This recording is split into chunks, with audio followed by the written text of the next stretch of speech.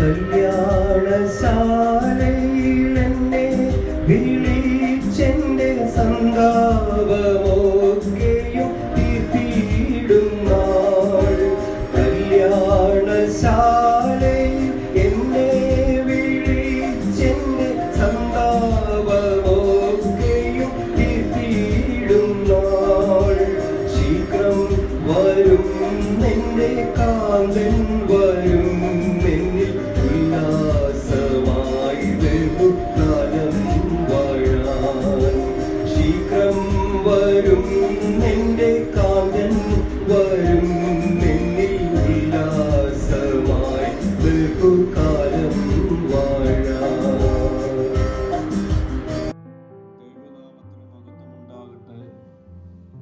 ഇന്നത്തെ പ്രഭാത ധ്യാനത്തിനായി 50-ാം സങ്കീർത്തനം 8-ാം വാക്യം.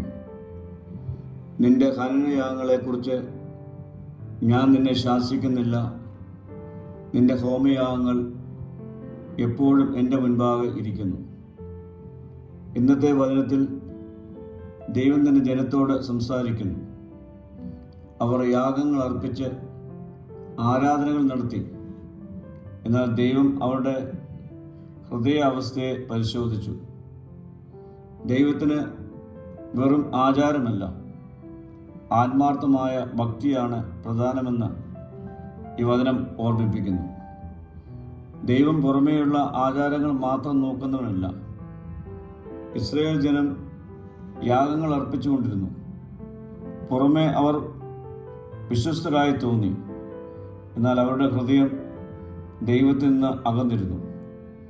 മനുഷ്യൻ പുറമേയുള്ള നോക്കുന്നു, യഹോവ ഹൃദയത്തെ നോക്കുന്നു. ദൈവം നമ്മിൽ നിന്ന് ആഗ്രഹിക്കുന്നത് നന്ദിയുള്ള ഹൃദയം, അനുസരണം, വിശ്വാസം, സ്നേഹം എന്നിവയാണ്. നമ്മുടെ ദൈനംദിന ജീവിതത്തിൽ പ്രയാസങ്ങളുടെ മധ്യത്തിലും ദൈവത്തെ സ്തുതിക്കുന്നവരായി നാം തീരണം. അവൻ ചെയ്ത നന്മകൾ മറക്കരുത്. നമ്മുടെ ജീവിതങ്ങളിലൂടെ യഥാർത്ഥ ആരാധന വെളിപ്പെടണം. പ്രിയമുള്ളവരെ, നമ്മുടെ ആരാധന ജീവിതം മാറ്റപ്പെടേണ്ടതാണ്. ദൈവം വെറും ആചാരങ്ങളെക്കാൾ ഹൃദയത്തെ വിലമതിക്കുന്നു. യഥാർത്ഥ ആരാധന ആത്മാവിലും സത്യത്തിലുമായിരിക്കണം. ദൈവത്തിന് പ്രസാദകരമായി നന്ദിയും അനുസരണമുള്ള ജീവിതത്തിന് ഉടമകളായി ഈ നാളുകളിൽ നമുക്ക് രൂപപ്പെടാം.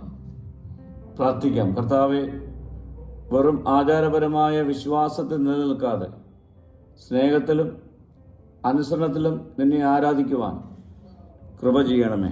മഹത്വം നീ എടുക്കണം. യേശുവിൻ്റെ നാമത്തിൽ തന്നെ. ആമീൻ.